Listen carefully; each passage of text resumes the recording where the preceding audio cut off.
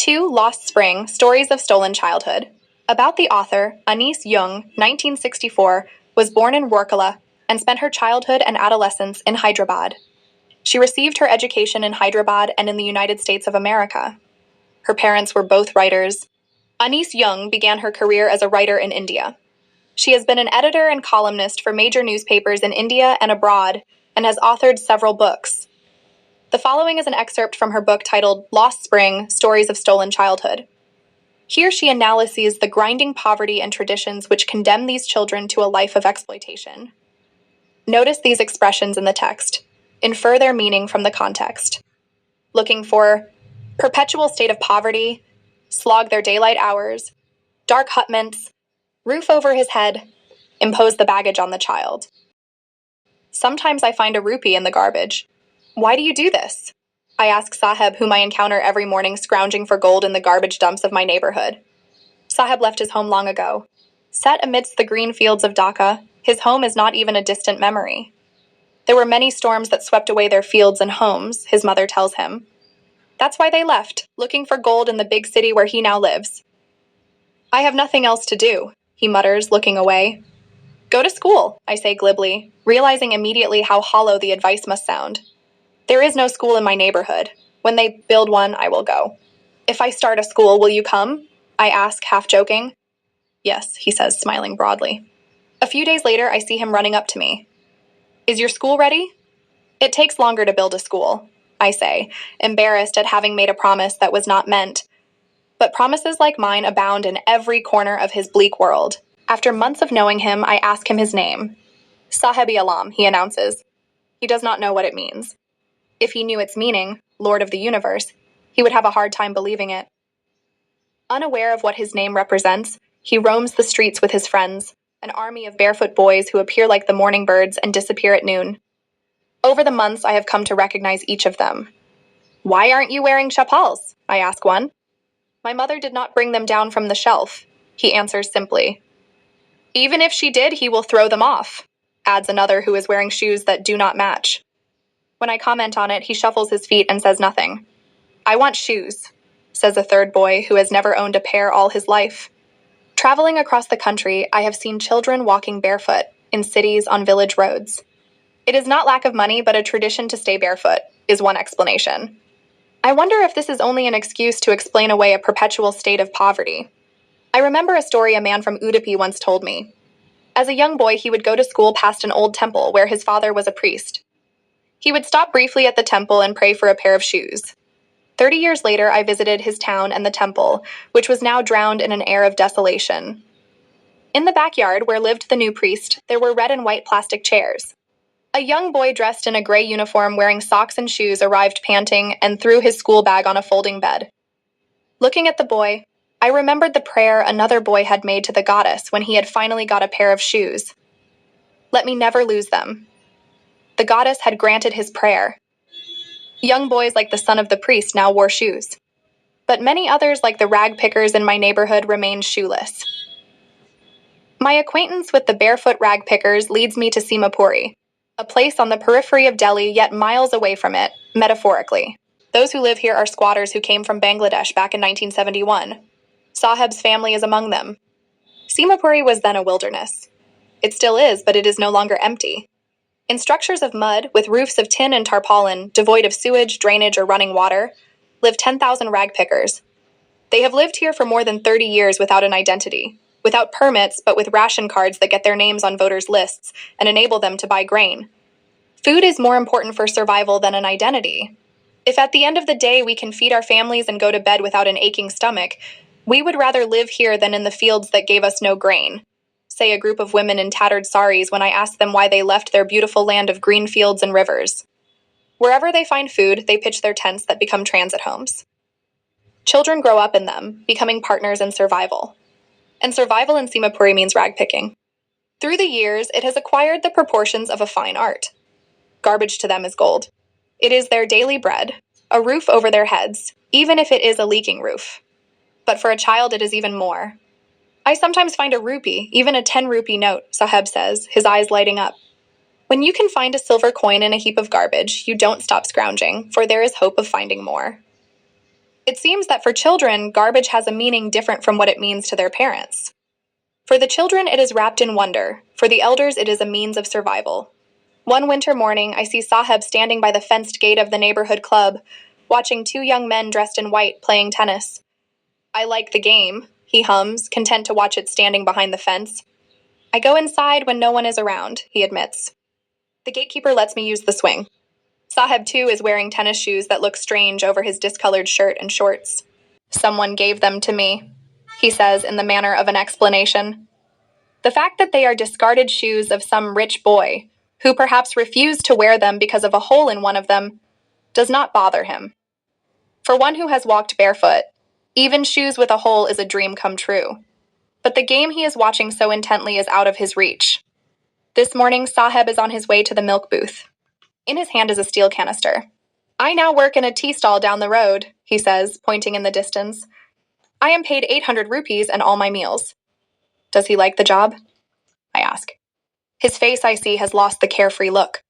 The steel canister seems heavier than the plastic bag he would carry so lightly over his shoulder. The bag was his.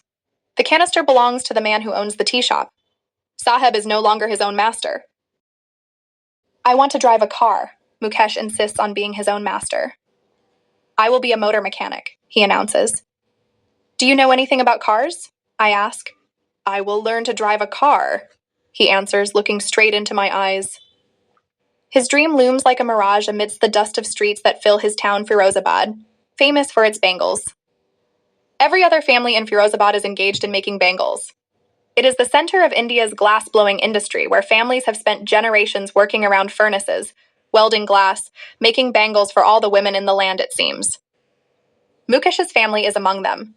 None of them know that it is illegal for children like him to work in the glass furnaces with high temperatures, in dingy cells without air and light, that the law, if enforced, could get him and all those 20,000 children out of the hot furnaces where they slog their daylight hours, often losing the brightness of their eyes.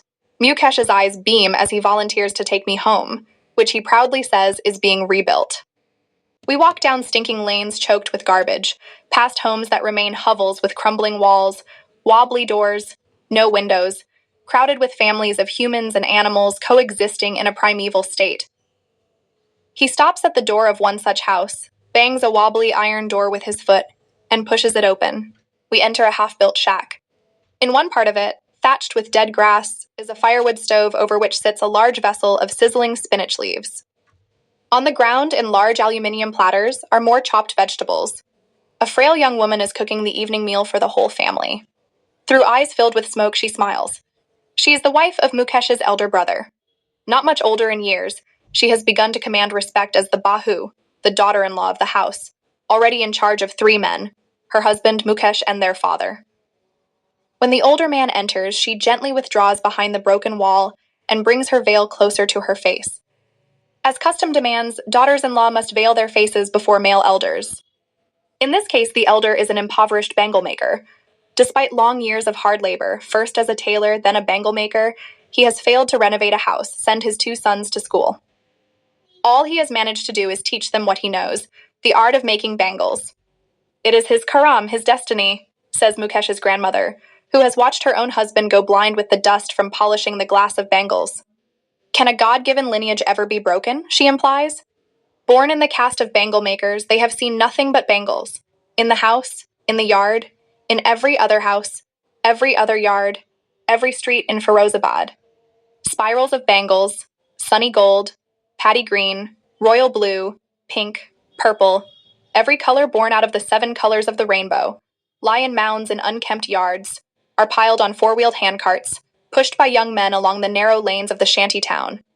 And in dark hutments, next to lines of flames of flickering oil lamps, sit boys and girls with their fathers and mothers, welding pieces of colored glass into circles of bangles. Their eyes are more adjusted to the dark than to the light outside. That is why they often end up losing their eyesight before they become adults. Savita, a young girl in a drab pink dress, sits alongside an elderly woman, soldering pieces of glass. As her hands move mechanically like the tongs of a machine, I wonder if she knows the sanctity of the bangles she helps make.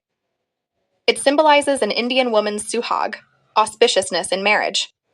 It will dawn on her suddenly one day when her head is draped with a red veil, Her hands dyed red with henna, and red bangles rolled onto her wrists.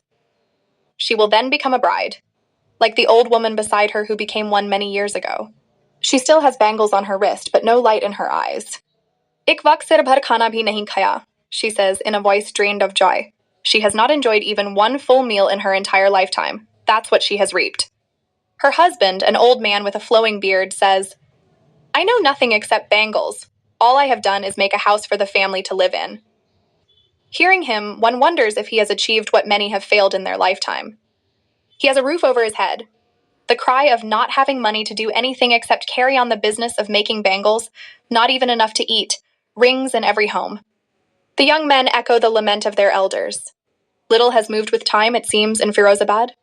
Years of mind-numbing toil have killed all initiative and the ability to dream. Why not organize yourselves into a cooperative? I ask a group of young men who have fallen into the vicious circle of middlemen who trapped their fathers and forefathers. Even if we get organized, we are the ones who will be hauled up by the police, beaten and dragged to jail for doing something illegal, they say. There is no leader among them, no one who could help them see things differently. Their fathers are as tired as they are. They talk endlessly in a spiral that moves from poverty to apathy to greed and to injustice. Listening to them, I see two distinct worlds, one of the family, caught in a web of poverty, burdened by the stigma of caste in which they are born, the other a vicious circle of the sahukars, the middlemen, the policemen, the keepers of law, the bureaucrats, and the politicians.